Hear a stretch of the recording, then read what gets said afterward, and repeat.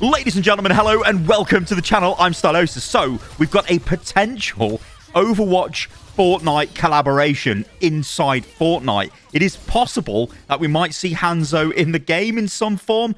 Basically, we've got Hanzo's Lego hair model, which could indicate that there is going to be a cross collaboration, or it could just be that, Lego no longer associated with Blizzard after the whole sort of, the scandals that went on. They may be reusing the hairpiece for something else, but we'll get onto that, so don't worry. Also, we have got a McDonald's collaboration, although I think it's already kind of happened. And do remember, actually, in the past, there was a really old Overwatch collaboration where I think you could get that horrific Tracer skin, the lightning skin, but there was some sort of promotion, but it was only in Australia, weirdly. And we've got a very cryptic date has been tweeted out by the Overwatch Japan Twitter account.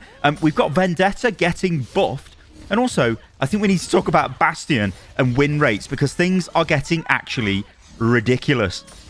Okay, this has been found on Twitter by Leafs Matrix. Again, there's a link to all of the sources in the video description below.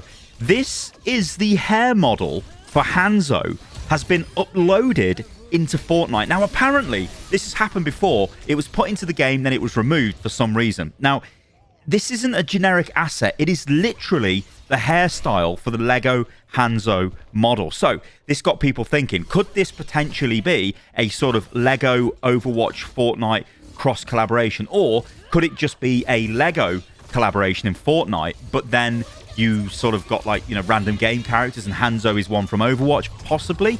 Now, this could be the case. It might not be the case. This is completely speculative.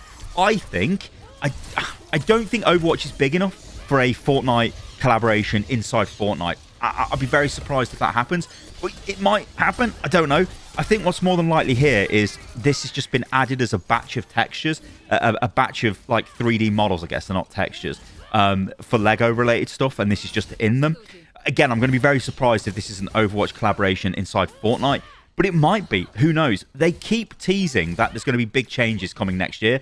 This might be the start of it, like a renewed reinvestment into Overwatch, and it starts to branch out. And maybe he's trying to get more of the, the younger audience from Fortnite, maybe, come and play the game. Although that's kind of crazy because Fortnite's been out, I think, since 2017, right? So Overwatch and Fortnite are essentially the same age. So I don't know. But what do you guys think? Let me know in the comments below. Could we be getting this collaboration? I don't think we are.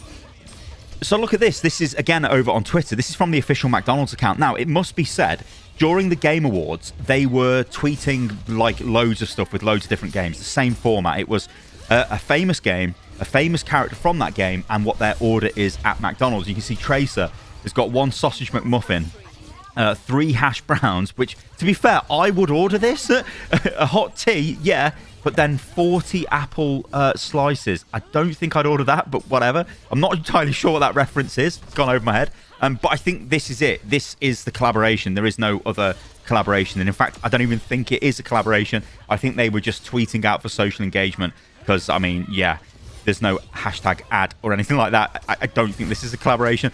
I mean, maybe something will come to the game. Who knows? I mean, they have done a McDonald's collaboration before, like I said at the top of the video, but that was, I believe, just in Australia, and it was to get the Tracer lightning skin, I think.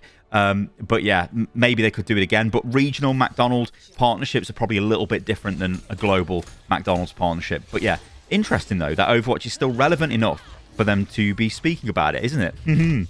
So next up we get this. This is tweeted by the official Japanese Play Overwatch account, and it's just the date. It is the 24th of January, 2026. Now, this date could be quite impactful. This could be the date of an announcement of, well, let's say an Overwatch Spotlight event. Or it could be the date when new Overwatch content is going to be revealed for the future, maybe. But I think this could be a spotlight. I reckon this is going to be the start of them saying, look, it's the end of January. Everyone's back from their Christmas break. This is all the work we've been, working on over the last year.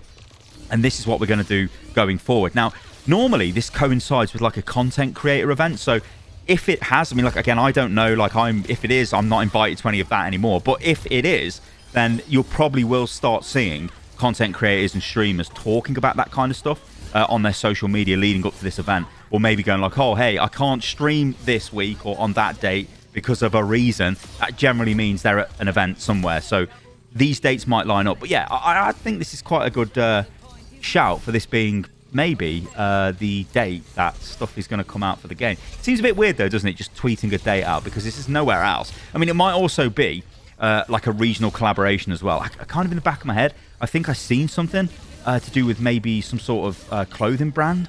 Although, again, don't quote me on that, so I don't know. But what do you guys think this could be? I reckon it's maybe the date they're going to talk about the new stuff. Okay, this made me laugh. So I took this from Overwatch Cavalry. Again, links in the video description below. I think Xenify put this image together. And as ever, like, the images are always great of Xenify. But look at this.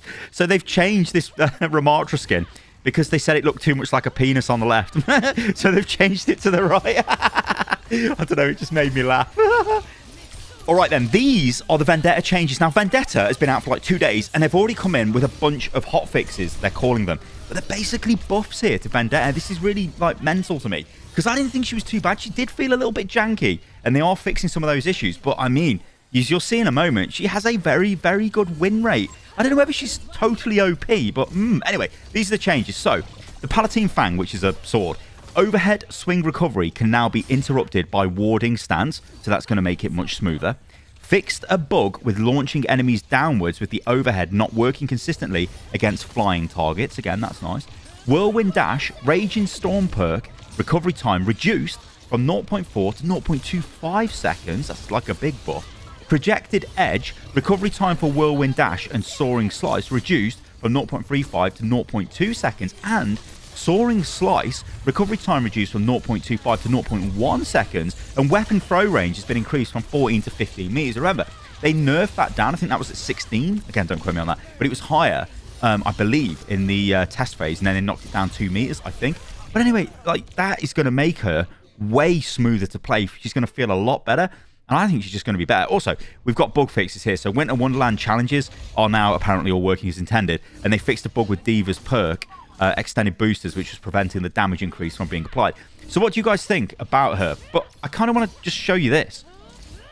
So these are the win rates in competitive in all maps on mouse and keyboard in the Americas region. Now, it's very similar for the European region. It's a bit different for the Asia region. But just look at this, right?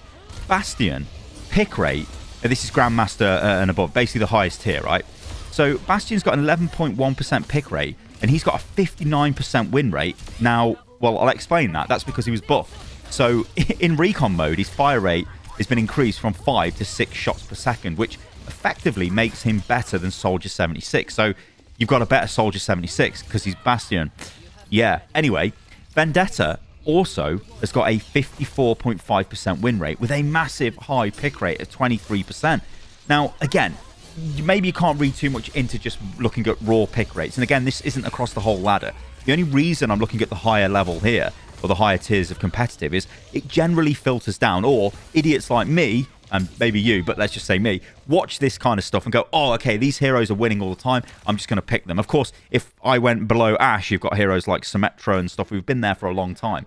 But this goes to show you that Vendetta is very powerful, even at the highest levels of play. So she's surely going to be decent at lower levels of play, but that might not be the case, because at higher levels, you've got more coordination. So the dive, if she is being run more in dive comps, might actually be more coordinated, so she's getting more value. I still think she's pretty good 1v1, though. If you can just isolate targets, you still can do quite a lot of work with Vendetta. I'm really loving her. I think she's a great hero. But Bastion, I think, is the big takeaway here. He is just melting everyone at this level. So you're going to see this, like, filter down throughout the ranks. Now, of course, Blizzard could change this, and they probably will change Bastion, I think, fairly soon, because he seems to be dominating quite hard. Vendetta, I just thought it was interesting that she got buffed, when you think she, well, was kind of doing okay, but she kind of did feel a bit janky, so I'm kind of happy that they've made her smoother. Interesting. Alright guys, thanks for watching today's video. I hope you enjoyed that. If you did, then let me know what you think about all of this in the comments below, and I will catch you lovely, lovely lot on the next video. See you soon.